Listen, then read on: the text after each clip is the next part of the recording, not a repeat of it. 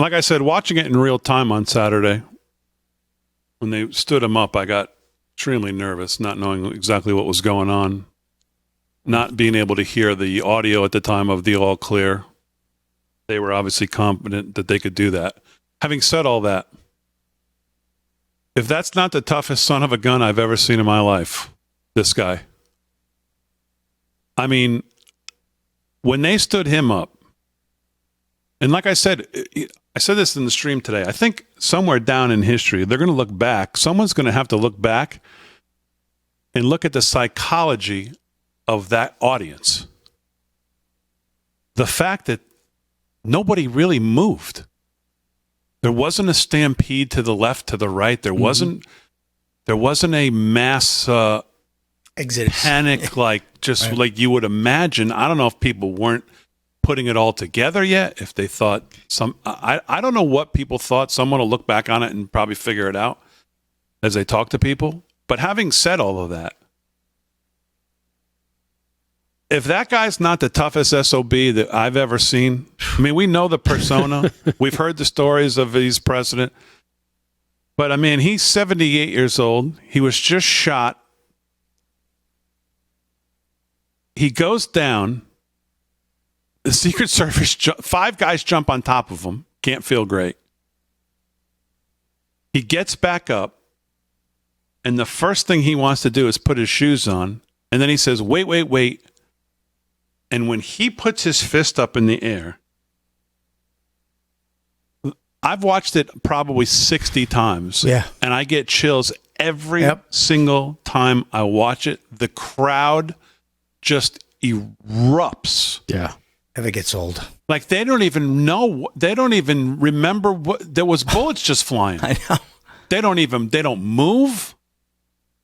They're solely trained on the stage, and when he stands up and takes that second and says, wait, after the shoes thing, he says, wait, and he puts his fists up in the air and he mouths, fight, like nothing's going to stop me.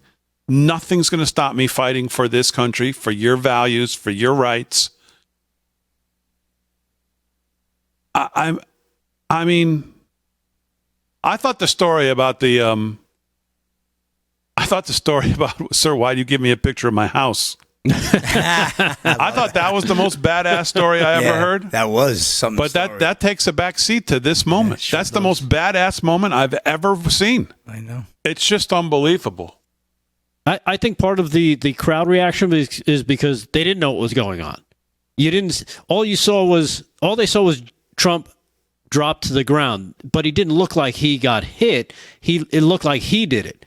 So it's almost like everybody's like, okay, why are we getting down? Because you see a lot of people like leaning forward, that trying to see like what's going on with him. You just see various amounts of reactions. And then when they finally bring him back up, it's almost like this sigh of relief, and they're just like, like you said, they erupt. And from what I understand, he wanted to keep talking. He wanted to get back on the microphone. They're like, yeah, no, we're out. And that's when they took him to the SUV. I mean, just throw this up, Aaron, for a second. Wait.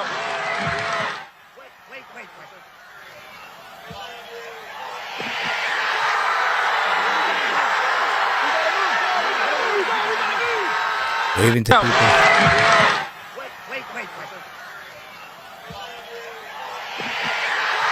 Like he told them, he's like, he's like, they need to see me. Yeah. Wait, they need to see me.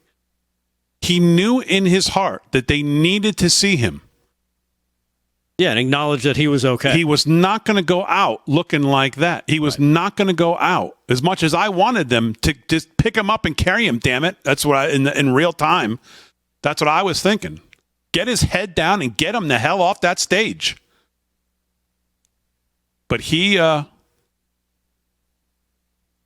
said, no, I am going to show this.